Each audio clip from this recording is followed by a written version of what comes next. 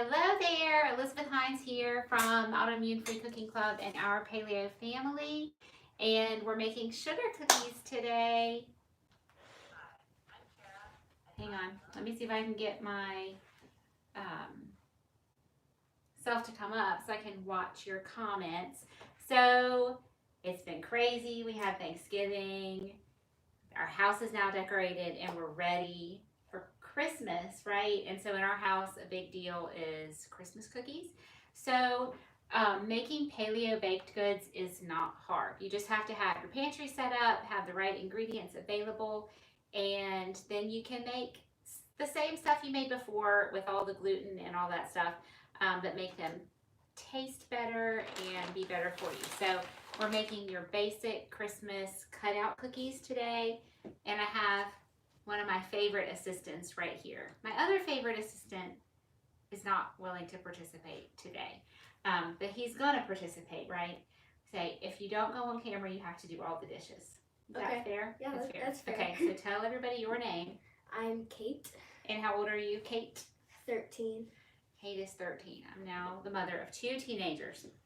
Okay, so it's like the middle of the day here in North Carolina. It's a Wednesday. I'm sure you're all at work, but this is my work. And so we are on pseudo school break right now. The kids are doing a little bit of stuff, but not full time.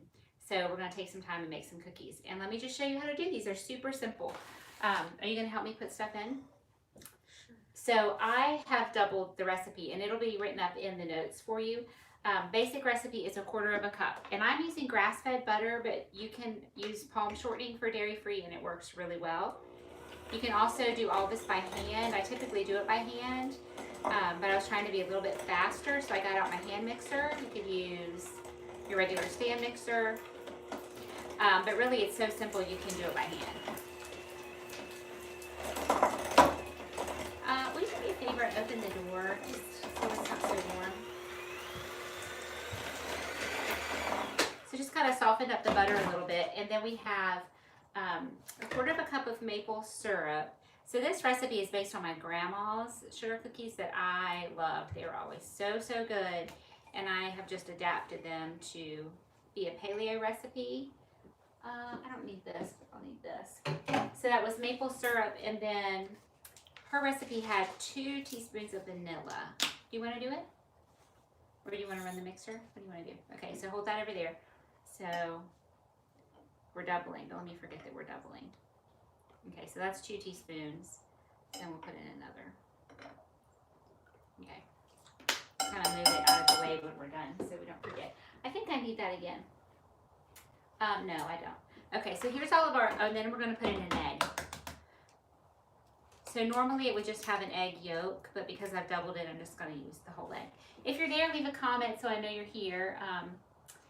And if not, you can go back and watch later, no problem. Okay, so do you want to mix?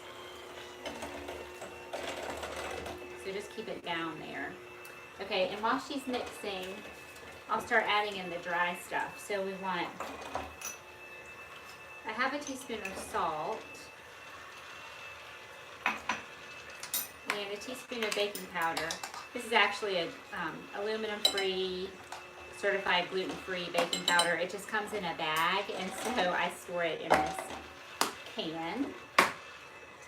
And then we're down to our regular dry ingredients that I always use for baking, which are arrowroot and almond flour. So it's 3/4 cup of arrowroot. Okay, this might get powdery. Do you have it on low? 3. Okay.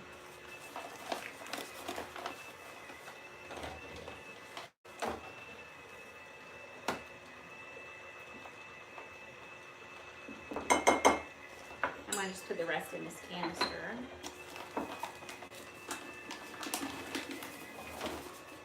Kate, what is your favorite Christmas cookie that we make? Or that anybody makes? I like the chocolate mint cookies. Tell everybody what those are like. They're dark chocolate, and then there's icing that's dark chocolate mint, and they're really good. It's actually not even icing. It's just melted chocolate with peppermint essential oil. So that recipe, most of my recipes came from family recipes that we have adapted to suit our paleo diet. And that one had Andy's mints, you know, the little rectangular peppermint, chocolate peppermint candies. That's what my mom's recipe used. And I got the same flavors with just a good quality dark chocolate and with peppermint essential oil. So this is 1 3/4 cups of almond flour. This is the one from Costco. It's really good. It's nice and fine. You want the almond flour and not almond meal that has the skins in it. Do you want me to take over that for a minute? No, I'm good. You're good? And this one is a good one. It's a good price, although they have raised the price on me.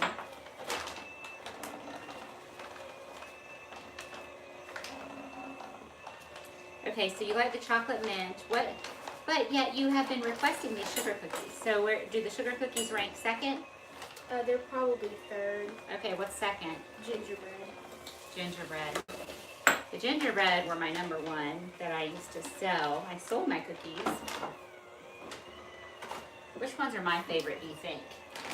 The baklava. Oh, better than baklava. Yeah, that's really good. I also like these ones my mom made called Dream Bars. Maybe you've heard of that. It's like a shortbread cookie crust. It's kind of like pecan pie. It's that real sugary, brown sugary kind of filling with coconut and pecans. Those were really favorites. And I have made them gluten-free, but I haven't successfully made those paleo. So I'm going to keep working on them. All right, do you want me to take over or are you good?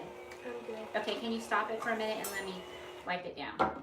Okay, so a lot of sugar cookie doughs, you really need to chill them for a while. And I have found that it just kind of depends on how warm and humid it is, or cool and dry, whether or not I need to chill this dough. And it's kind of warm today. I just asked her to open the door because it was getting warm in the kitchen. I think because I have my Instant Pot going, I'm cooking a chicken to make some soup. So I am going to have to chill this for a little bit. But what I really wanted to show you was how, hold on to that for me, how easily they roll out and keep their shape when they're baked. So I just wanted to pop on live and say hi. And we're going to then chill this dough. Can you clean out those beaters for me? Whoops.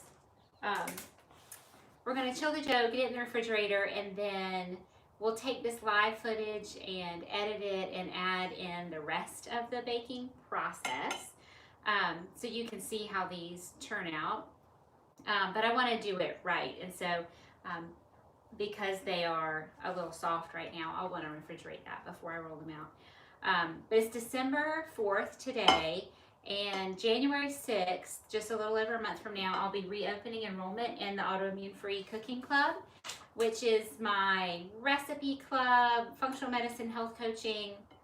We meet weekly, we inspire each other, we encourage each other, we hold each other accountable, we help each other kind of navigate this life of trying to manage our disease with functional medicine, diet and lifestyle, you know, not medication if we can help it, and staying well and symptom free so we can bake with our kids and go hiking with our kids and do all that kind of stuff. So I just want to make sure that's on your radar. If that sounds of interest to you, go to my website, autoimmunefreecookingclub.com, and there's information there. A little pop-up will come up and you can sign up, and then you'll be notified for sure when enrollment opens because you don't want to miss it. I do some recipes here, but the members get tons more recipes. They get meal plans and special checklists, and of course functional medicine health coaching with me every week. So it's a great thing, and I hope that your holiday season is off to a great start. I'll be coming to you live more and continuing to put up good videos, and just wish you all the best, and I look forward to seeing you next time. Bye everybody. Can you say bye? Can you walk over there to the screen and hit stop or whatever it says?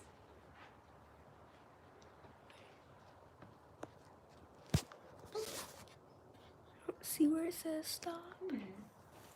Touch the screen.